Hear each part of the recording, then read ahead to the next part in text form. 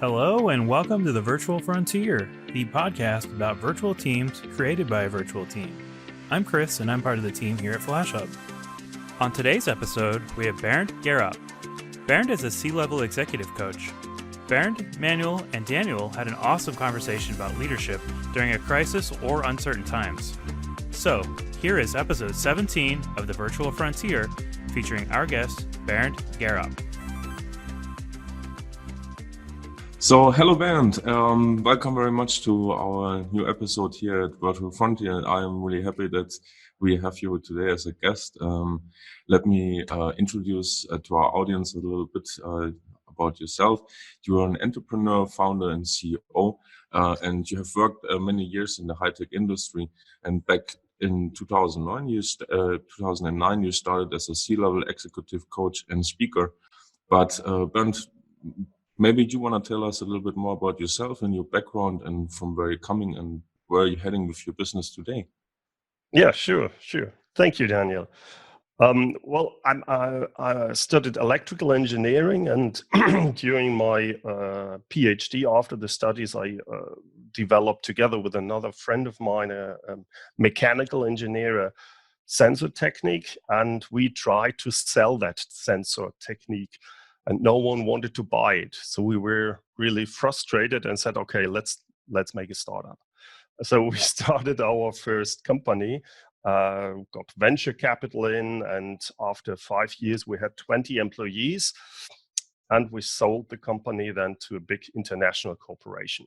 Now, if I tell you this in this way, it sounds like a success, but it wasn't. Because we were in the 5 years, we weren't profitable, and we had to sell it more or less. It was the year 2000, and it was a roller coaster, this kind of startup. We did a lot of things in the hindsight now wrongly. So we were focused on engineering and not on selling and marketing, for example. So we were lucky to sell the company in end of 2000 to that big international corporation. And there I was then in charge of integrating my former company, and I was in charge to build the service business worldwide. And at the end, I was responsible for 350 employees all around the globe. It was a great time, but if you were an entrepreneur, if you have been an entrepreneur and then you work for a big corporation, in the beginning that was great because they invested in us. But after about 5 or 6 years, the strategy changed. So then it was not the right thing any longer to stay in that company. But it still took me 2 to 3 years until I really decided to be on my own again. And so I quit my well-paid job in this corporate world and started my business in this time then as a leadership coach. And to be honest, in the first years, it was quite rough until I started my German podcast on leadership. It's called Führung auf den Punkt gebracht. That was in 2013. And 1 year later, I started my, I call that online leadership platform. There I help leaders to master their first leadership role. So with online video trainings, online workshops, online one-on-one coaching, everything included. And that's my business today. And I'm doing this right now mainly in German, but I also started to do that in English. Wow, quite a trip. So you have a big background for the corporate world, and then you changed again to be an entrepreneur after many years. Bernd, we want to talk today a little bit about leadership styles, and how leaderships can help and assist companies in these uncertain times that we are right now in, and maybe what is ahead of us. So, Ben, could you tell us a little bit more about your approach when coaching founders and CEOs, and special might a bit about the most common struggles CEOs or leaders from today's approach you with? Sure. The funny thing is the most common struggles I see with mainly all managers, all kind of company sizes, or even all kind of levels, is not really in the beginning how to lead employees, but how to lead yourself. So there are most of the people, most of the managers struggle with how to focus, how to have time for important but not urgent tasks. So all the leadership tasks are not urgent normally. And that's a problem for them. So like strategy, take the time to make the one-on-one meetings with their employees. All of these things has to do with self-management. And there I see a big issue for most of the managers today. Of course, it's also how to delegate, how to accept that you should now not be the best expert any longer if you just started as a manager, because your role has changed. All this comes together, but it starts the struggle with first take your time to focus on the really important things, which are normally not the ones which are urgent, not the operative things. So find time not for the operative, but for the leadership tasks. I would say that's the most common struggle I see with founders, CEOs, but even with normal managers or leaders everywhere in all kind of companies. That's very interesting. So it's mostly about self-management, and you have to start to train and educate yourself, right? Right. It's really about self-awareness, I would say. That also implies then what are my values, what are my expectations, what's my why. All these things you need to think about as a leader, as a founder, as a CEO. If you don't have that, that's like the base, like the base ground. If you don't have that, and you want to lead people, it's not working. The funny thing is, very often when I'm doing workshops or when I'm talk to leaders, they think they just need the technique, but it's not the technique which makes a good leader. That's one part, but the whole technique will not work if this groundwork is not there. And that's self-awareness. That's what are my values, expectations, what's my why, how do I deal with this daily incoming information overload? That's this self-management. That's I think the most critical thing. Would you say, as a coach and the many years and experience you have, that this has changed over the last year, these requirements that customers approach you with? Or is this something like continuously having the same? It is continuously, but you are right. It gets worse. Let me put it like this, and that's because the how to focus and how to deal with distractions. This becomes more and more a bigger and bigger struggle. Yeah, sure. And of course, if we see it's let's say 10 years ago it was just email. Today it's email, oh, something's coming up with Slack, oh, there's a chat, there's this. The distractions are increasingly a problem, I think. And today it's also more a mindset thing that we are all we are all working in an environment which have grown over the last 10 years. There's no bad experience with industry right now. This is just to come. And that's also something where I think more and more managers say, oh, what happens if it's not growing any longer? And they are not prepared. That's interesting. What would you say, in your opinion, defines a successful leadership style overall? Maybe especially having in mind these times that they are not so easy and more difficult right now, and getting more complex and more disturbing. What Yeah, would you say? What is like the basics make the that? basics. Yeah, Yeah. yeah. Uh, First of all, especially if if you lead a team or if you lead a company, you need to you have to be clear about when you need to lead in a cooperative way, and when you need to be like authoritative. How is it called? Authoritative, I think. So you should, of course, most of the time, be cooperative.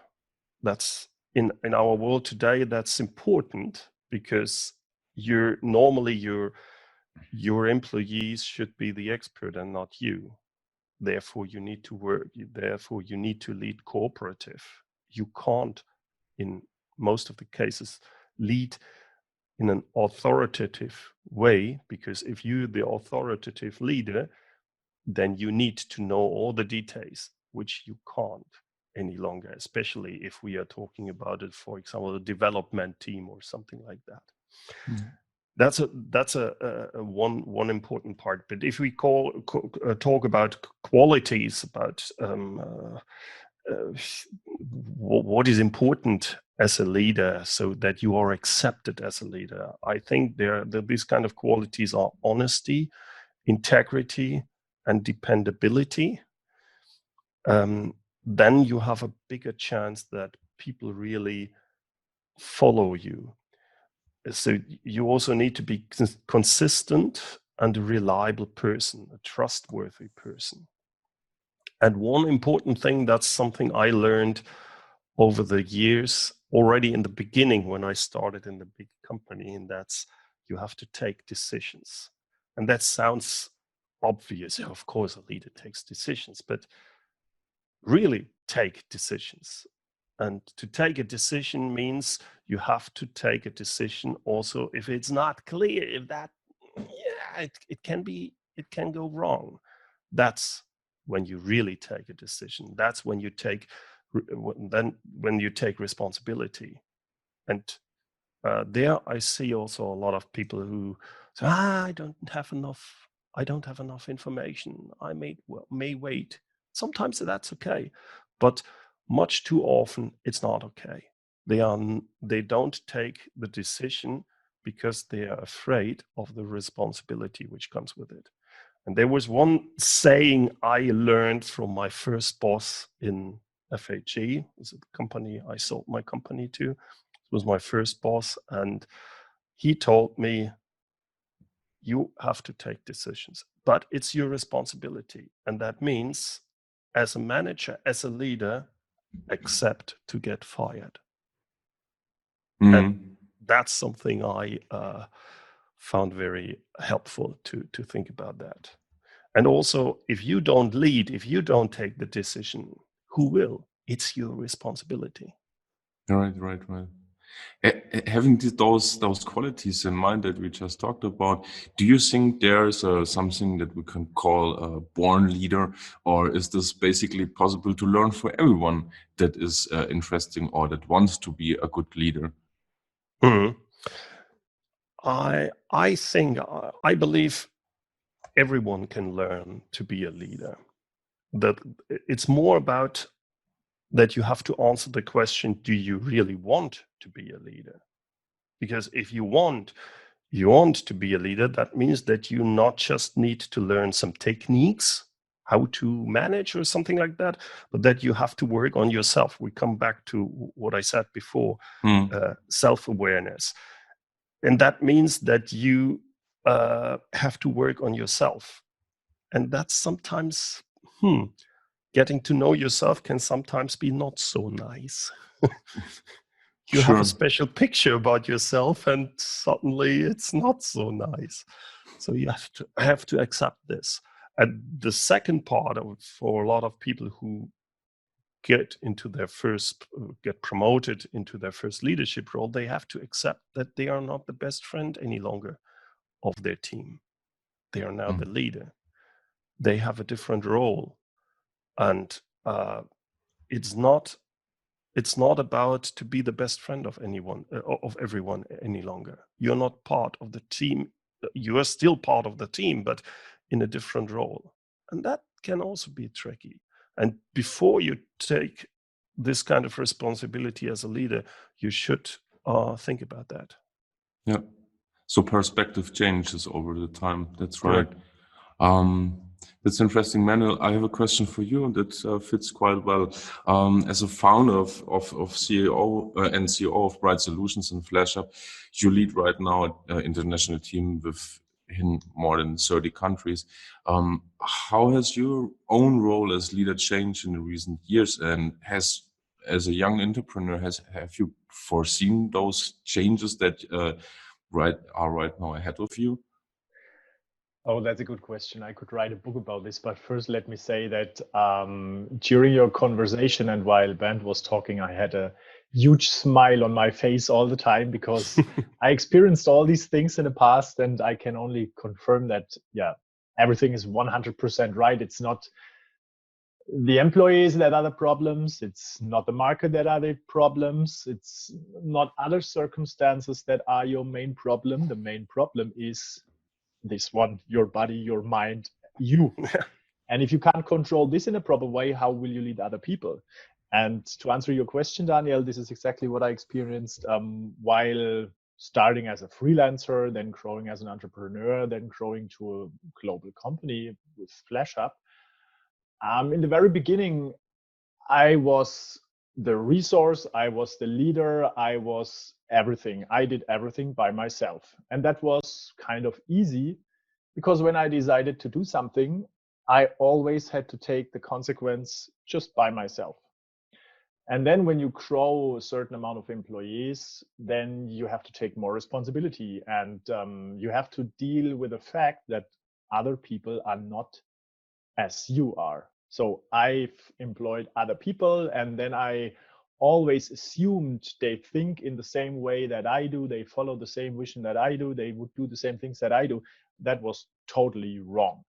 I didn't even know that there are so many different characteristics in people that influence the results that much. I always thought, okay, this needs to get done, so just do that. And then emotions come into play, and they just bring up other different results than I would have expected them. And that was especially in the last year when we've grown to a global team, that I've realized then culture comes into play. That is even a different another layer of complexity. And but it came always back to the point that if I want to lead other people, first I need to lead myself. And I can 100% confirm what Bernd says. Taking a decision is not just making an Excel sheet, list all the facts, and then calculate, is it good or bad decision? And if it's a bad decision, don't do it. If it's a good one, go ahead. That's not how it works. You have to make decisions on things, on facts that you know, and not on the facts that you want to know. And that brings up a certain amount of uncertainty. But anyway, you have to take a decision, and you have to take the risk, and you have to take ownership, and you have to take responsibility, even if things go wrong. And that's the real nature of taking a decision. And exactly this is what brings you forward, what brings the whole organization forward. And if you have a leader that does not take any decision, just tells the team, we have a problem here, we need to do. And the problem is nobody will do it. You as a leader have to do it. And this is something that is very, very important if you want to have progress in a complex world, in an ever-changing world with change that increases in speed every day, basically. So right, yeah. We had in our pre-talk, Bernd, a little bit of focus on leadership in crisis. So this was our hang up, I guess, when we started our conversation. So leading in an environment that isn't challenging might be not so hard, but what happens when it's getting hard and maybe there's a crisis up front? So my question to you would be, watching the current economic situation and listening to the analysis of the experts and everything. So depression or some maybe full-blown crisis is coming up. So how could executives proactively get involved with that without falling in some kind of panic mode? How can they embrace those situations and get ahead of? I would like to compare that to a captain who's on a ship. Yeah. What does a ship's captain do if he's at sea and he gets the information, oh dear, a big storm is coming? What will he do? Will he say, oh dear, we all will die? It will not be really helpful. No. So, Nice. what he will do, he will say, okay, let's get prepared for the storm. He will prepare the ship. He will discuss actions with the crew, and he will be the guy who stands there and has a, how can I say, a sovereign position, who people will trust that this guy will lead us through the storm. I think that's the responsibility for the guy who's in charge. So be prepared.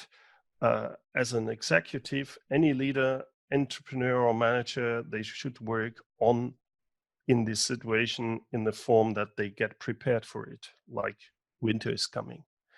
And I think that's the main issue here. You will need to think in options. You will need to not just say, okay, that's our plan, let's follow the plan, but it's more the agile approach which will help you go through the storm. Mm-hmm. Could you get a little bit more in detail what you mean by get prepared, by maybe a little bit more detail? I think the point is, if the shit hits the fan, you need to think about what's the worst that can happen. So if you're now in a situation that you say, holy crap, we in the automotive industry, it's going down. It's already starting. This company is bankrupt. This company fires employees. What can we do? So make plans, but don't rely on the plan. Make a plan and think in options. What happens if? What happens if? So that you can steer your company even in rough environment. If, let's say, for how long time do you have for the next 3 to 4 months if no orders come in? What can you do? Do you need cash flow? Do you need all these kind of things to be prepared and to have a plan? What happens if these signals are coming? I think that's an important part. That's more on the outside preparation. The other preparation is more the inside for yourself. Like if something happens like that, if a crisis comes, it's important that you are how can I say, that you are in your strength. So you need to have energy and you need to be healthy. Otherwise, you cannot think clearly and your motivation level is low. You need to avoid this, and that these are very, how can I say, very normal things, regular things. So try to stay fit and healthy. Very important. And is get enough sleep. If you don't have enough sleep, you take wrong decisions. I observed that with myself so often, and it's directly combined with less sleep is that my motivation is down. That if I hear something, a critical situation, I'm in a totally different mood if I don't have enough sleep. So also take time off. Take your time, not just for the operative, but take your time to think on the long term. Strategical thinking is important in that way. So spend just time to get out of your normal way, to change your environment regularly. All this kind of things, I think, is important. And really, if then, as I said, the shit hits the fan, then think always about what's the worst that can happen and how can you deal if the worst happens. Try to have options. See yourself then as the captain and don't panic. It sounds very broad, but I think that's the main issue. It comes back to self-awareness. If you're in such a situation, you need to be in a situation. You need to have this strength to think properly, to think clearly, and to make the best what you can do. If the storm is there and the captain is on the ship, he can't say, "Oh, stop, we need to have a break." It's not working. No. So you need to prepare for this time. And then if the worst comes to the worst, even if the worst happen, life will still go on, is a saying, but it's very true. And I'm telling that because I went through these kind of times, especially with my first company. I fall down into a depression. I took medicine, everything in the last year in order to get into these negotiations where we could sell the company. So all what I'm saying here, I lived through that. That's why I'm saying that's what helped me in such situations. Okay, so we got don't fall into a panic mode, get enough sleep. Is there anything else a leader from today should avoid when it gets to a crisis situation? I think that the point is that the people will look on you. They will look, how do you behave? So you can steer your ship into the right direction when you're, I wouldn't say a tough guy in that area, but if you say, okay, I accept the situation and let's see what we can do. That's our plan. That's where we're going. Take the decisions. If the other team members look at you and see that you panic, then the whole team is panicking. That's why I think that's the most important part. Be prepared and don't panic. No. Manuel, which mindset helps you in your daily practice as a CEO and founder to deal with such difficult situations and times? Yes, I can again confirm that, because for me there are three main components that keep me up every day and that help me to not panic. So the first thing is, in fact, get enough sleep. That's totally true. When I just slept 5 or 6 hours, try to sleep always 8 hours.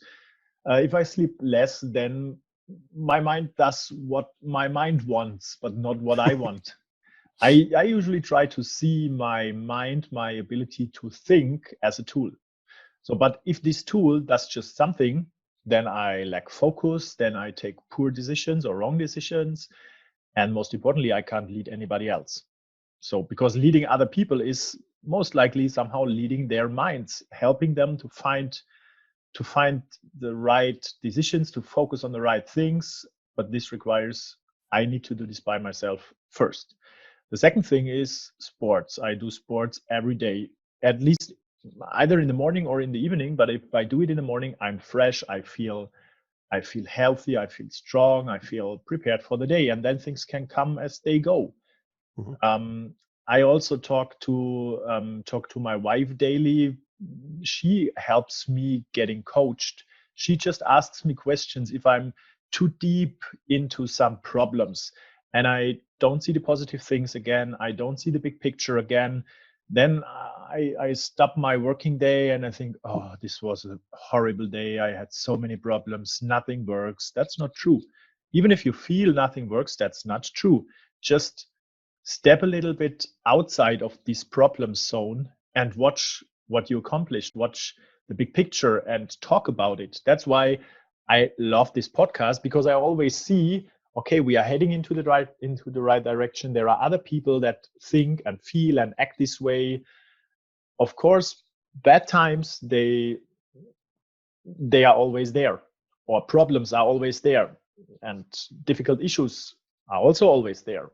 But they only become hard for you if you want to see them from the right direction. In every problem, there is a chance that sounds like, okay, I heard this every time, but it's so true. It depends on, for example, an important employee leaves. So you can either say, oh, why does he leave? I'm so disappointed. Why is he leaving? I did everything to make him stay, whatever. So everything is a problem for this situation. But if you look at the other side, you could also say, hey, we had a great time, like 2, 3, 5 or whatever years. And now there is a time to bring fresh wind into the company, finding somebody else I'm excited about, and this person is excited about the company. So let's make this a new start. It's the same fact, it's the same situation, it's just a different angle of the perspective how you see things. And this is the other important thing, yes. I can fully agree that, especially the two things you said. The different perspective is very important. And here's, again, you only get this different perspective if you're healthy, if you're fit. If you aren't, if you're sleepy, you don't see the different perspective. And the second thing, what I also liked very much, Manuel, is that you say you need to talk about it with someone outside of your team.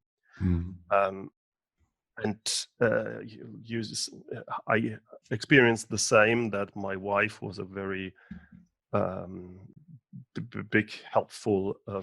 was very helpful for me, especially in these critical times, because I could talk to someone in a way I can't talk to my team, because the team, I can't tell the team, I don't know exactly where we are heading right now. I'm not sure what to do. These situations where you're down, you don't want to show that to the team, but you need someone to talk to. So I think that's a very important issue. Yeah. To both of you, maybe questions from your own perspective, Manuel as a CEO in the daily business, and you, Bernd, from your perspective as a coach. How well is the majority of the managers prepared to lead teams and employees through difficult times? And do companies in general have this in mind when it comes to educate their leaders? You first, Bernd. To be honest, I think most of the managers, most of the leaders, they are not prepared and they are not educated. Only few companies I know really put enough time and effort in education of their managers. That's the first thing. What I observe in small and medium-sized companies is that most of the managers are not prepared, and even a lot of the younger entrepreneurs are not prepared, because also that there was no crisis in the last 10 years. They don't have the experience with the crisis in most of the cases, especially if they are not entrepreneurs, but if they are managers in a company. Then if they are employees, then in the last 10 years there was no crisis. So if you're, let's say, 32, you haven't seen the crisis, and that will hit us. If we get into a crisis, I think that will be tough here in Germany. I'm talking about Germany. Yeah. So to sum that up, no, I think we are not well prepared, and I see a lot of managers and entrepreneurs not educated to really lead. Yes, what is my opinion is that most organizations I don't know how it is in the world, but I can talk for German organizations, German companies that I know, that I worked with and that I've experienced. They are not made for flexibility. They are not made for catching opportunities. They are made to preserve the status quo and to avoid risk. Yeah, that's what they do, and you see that in the culture. So most companies are hierarchical. There is like a CEO, then second level management, third level management, then you have the employees on the front line. And what typically happens is that everyone tries to save his own ass. They try to make decisions so that they can't be blamed. They try, whenever there is a problem, they try to find the reason and they try to find whom to blame. But this will not move you forward. There might be an opportunity within the situation that you see as a problem, but you are not able to catch it because you're spending your time with finding the person to blame. And then you try to talk to this person and what will you do next time to prevent this and so on and so forth. And this person is like, oh, I can't move anymore because now everyone is pointing fingers to me. Will I lose my job? So they are not able to act flexible. They are not able to catch an opportunity, while others do it. And yeah, this is the same in a crisis. There is always an opportunity in a crisis. Mm-hmm. I mean, I started my company in 2008, 2009. So I didn't really experience it, but I saw it around me. And there is a concept of anti-fragile. And anti-fragile is a concept where a company is made to really catch an opportunity in any phase of a market. So when the market is high, they are able to catch opportunities. When the market is low, they are able to catch opportunities. But this requires a high amount of flexibility. And when I'm talking about flexibility, I mean the mindset of the managers first. They need to be flexible if they want more flexibility. But this is what I don't see in 99.99% of organizations in Germany. I fully agree. Especially, I think this is also a speciality of Germany in a positive way as well, that we are very good in small things which we make better and better. But what's needed in such crisis, you said it is flexibility. It's you need to change things quickly, and that's not in the DNA of most of the German society. There are a few exceptions. Mostly these are small entrepreneurs with small companies, but the big companies, the 80% or even 90% or more of the population in Germany is based on we want to be secure, and that doesn't fit with flexibility. Absolutely agree. Yeah, this describes it best. Is this something companies could adapt with? Because I think there are so many smart people in these big corporations and enterprises. How they might get ahead of that? I think the smaller the company, the better the chance that you can do that. The bigger the company, the more problematic it is. I was in a small company. I'm working with small companies, but I also worked for a big corporation. Everything takes much, much longer, which is understandable.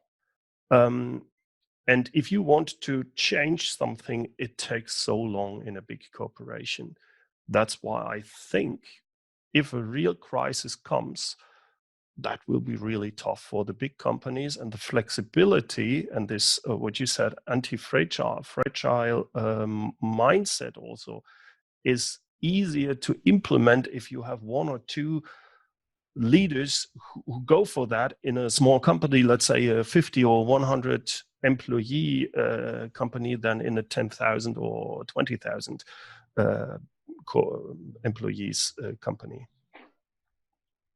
Right. Yeah, absolutely agree. So it must be started from the top management, from the top leadership. If they don't do it properly, if they don't take time to focus on the important things, and the important things is how to convince other people, how to make them experience that this direction is the right one, not just tell them this is the right direction, but show them, make them experience why this is the right thing to do. If this is not done properly, then yeah, I didn't do this properly, so I know why I talk about this. I I just had something in mind, and I had a clear plan how I want the company to be. I want to be full transparent. My people that work with the company, no matter if it is freelancers, full-time employees, or whatever, they should feel independent. They should have a clear purpose of what we are doing. So like changing the world of work with virtual teams, putting flexibility in the first place. But I just did it. I just had a meeting and I said, guys, see, this is the new company.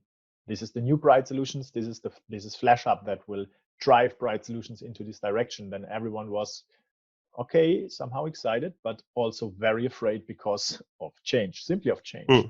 I didn't prepare them well, and then I fired some and others left because it was not the company anymore that they decided they want to work in. It's a completely different company with a completely different culture. And at this example, it required different people. So yeah, I would not have been there with my experience where I'm right now. It would have taken much, much longer, I'm sure, even with only 43 people. But maybe more people would be on board. What I did right now is I completely changed everything. And it's like building up a new company with new people, new tools, new workflows, and so on. But yeah, it was worth doing it. I would not recommend it to others because the dynamic is very, very high. I would like to add something here, and because you described it very nicely. You were the owner. You could change things. If you're a CEO of a big company, you're still an employee. Even if you think you can, this needs to be changed. A disruption is coming. We need to change our total business model as a 100,000 employee company, corporation. And if you want to do that, even if you find the people, if you have a vision, even if you find the people inside the company who would follow you, it still would mean in most of the cases that you need to invest. That could mean in a big company which is on the stock market that you say, okay, our turnover will slightly go down, our profit will go down by 50% for the next 2 years, but then we will grow again. And the stock market will not follow you. No. So also the other owners, the shareholders will say, are you crazy? Don't do that. So that's where I see a big problem in our world today for the big corporations. They, even if they see they need to change, they can't, because that would mean that they need to invest in a way which a real owner can do, because he says, okay, in the next 3-4 years, it will be tough. I need to invest, but I will do that. But if you're on the stock market will not wait that long. They want to have quarterly results, and that's why you can't do that. Is there any approach or idea, maybe both of you, that could help those enterprises and big companies to be more agile and getting in those direction? Young entrepreneurs or smaller companies can help. This time, Manuel, you first. Yes, I mean, I see that there are some corporate startups. So that usually is a good approach to experiment, to build up new products that, and most importantly, to create a new culture. Because if you have a small new corporation that is maybe owned by the big one, by the mother corporation, but it's built up from scratch with an idea, maybe they have access to all the resources that this large corporation has, but they should build up a new idea, make their own experience. They should be able to build their own culture that is built for flexibility instead of avoiding risks. So this is what I see what corporations do, and I think this is the way to go. I think they try to do that, and I understand that way. Makes sense. But the real problem comes later. Because if you have a big corporation, they have their own channels, sales channels, everything that processes. And then now they start a small company on the green field. And I agree. They need to be out of the others, and they will be successful. But now think about it. You have a big corporation, 100,000 employees, billions of sales, and then you have a small company, and they grow quickly. Excellent. But after 2 or 3 years, they have 100. Even if they have 500 employees, even if they do 100 million or 50 million euro sales, and the big corporation is still doing 10 billion, you don't have a chance to integrate them. Or if you integrate them, this company will become the same like the big corporation. But does this company have to be integrated? Yeah, but if it's not integrated, it will not have an influence on the other part. So, exactly. So the only part there, it would be, in my opinion, to have more decentralized companies inside the company. Then this can work. But that still leaves this big corporation with a problem that they say, okay, we have here a small company and it's growing, but what are we doing with our 100,000 employees? They will not change that quickly. We will not change the culture, even if we have this small company who exactly shows us how to do it. We can't do that. There I see a problem. And to be honest, I don't have a solution for it. The only solution I can think about is that it's like in life. Maybe a big corporation then needs to die and others come up. That might be the solution. And maybe the big corporation has a small child that is growing up bigger, and then this will survive. But let me put this in a very critical phase. You say that if there is a corporation with 100,000 employees and they are in the company like for the last 10, 15, 20, or even 30 years, won't change their mind. Yes, I agree. So now there are two opportunities. Either let this large corporation move forward into the same direction as it does, and then potentially let it die. Or create a new startup that is the new child of this corporation, grows bigger, and will survive. Or would it be the solution just to release a large amount of those people in the company? Legally, that's not possible. Pay them something, like in Germany, bedingungsloses Grundeinkommen or so, and then replace them by people with a new mindset. So, of course, this is still a large change, but would this be a solution from your perspective? I hope it will not be necessary in that way, because that if things like that happen, in my opinion, if you look on a society, we are not talking now about companies, but we're talking about the society.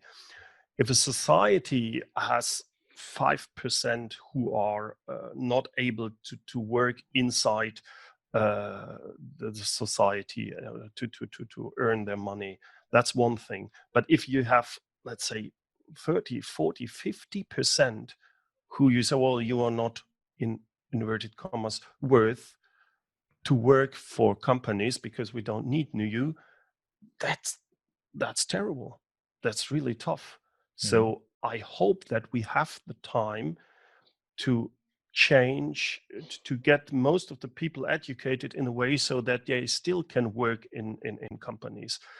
But if we don't are prepared as a society, and I don't see that right now, then this will be a disruption which is really tough for the whole society, which can go in all kinds of directions, which can even destroy our democratic way how we live. And I'm not sure if the Grundeinkommen is the solution for that. I just don't know. Yeah, I also don't know. And I even if it can be paid properly, even if that's the case, I'm not sure if that's really where we should heading. As I said, I don't have. I'm thinking about that, and I don't know exactly how to be prepared for this direction. Only to tell the people, hey, put yourself as a person in that situation, that shoes, that you have options, learn new things. On the other side, that's great for people today. Even if you said, well, I'm doing this job for 30 years, so what? Go on YouTube, go on Google, and try to learn something else, totally different.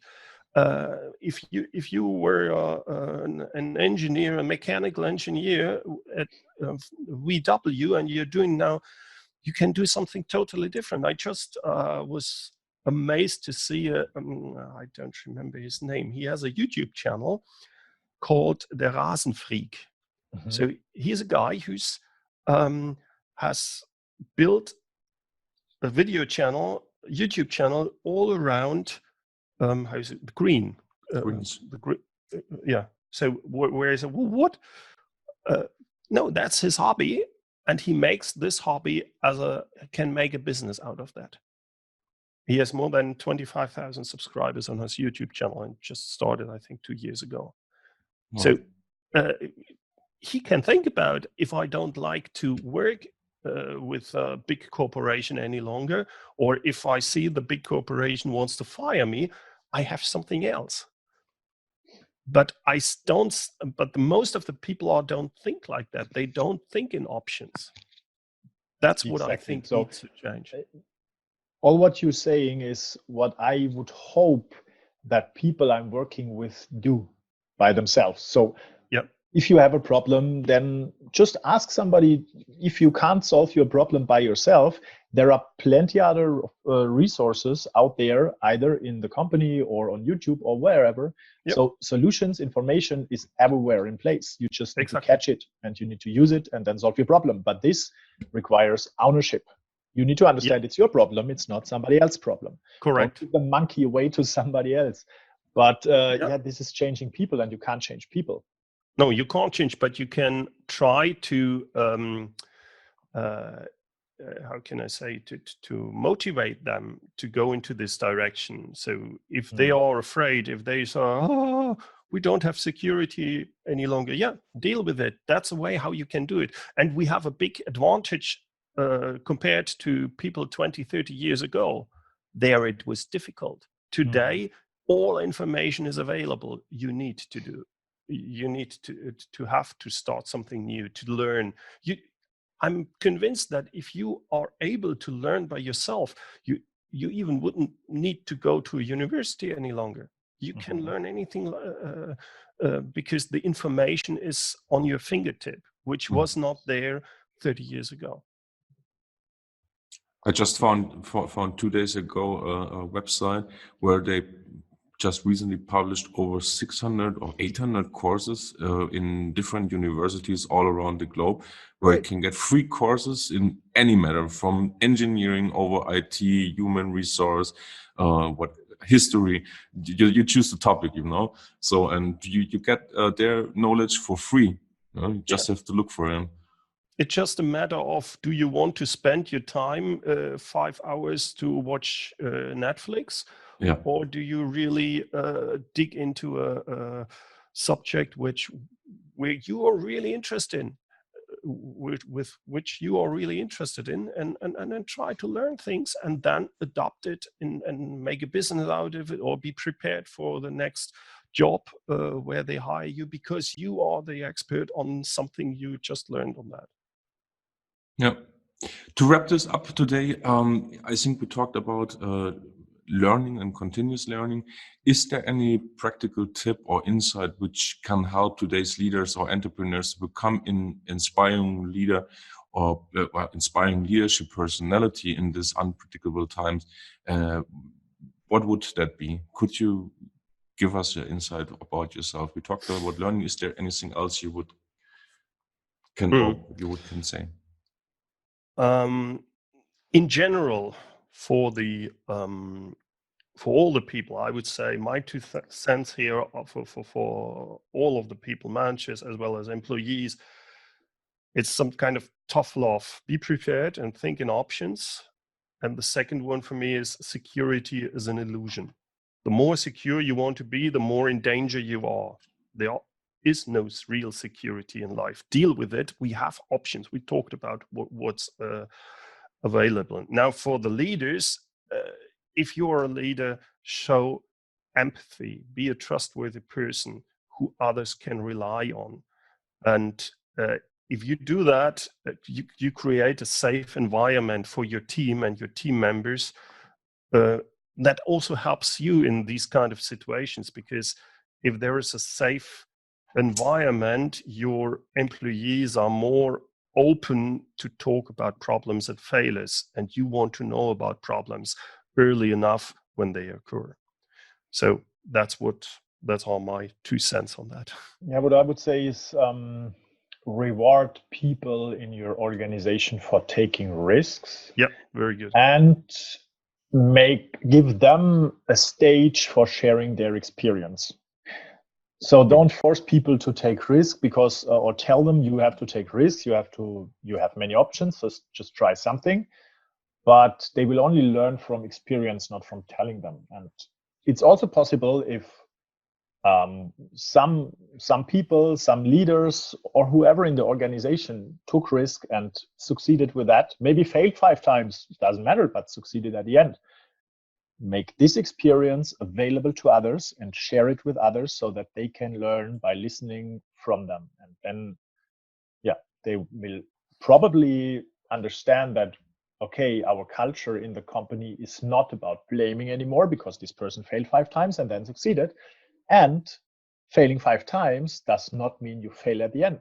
So failing is the process to succeed at the end. If others can experience that within the organization, I think that is a huge step forward.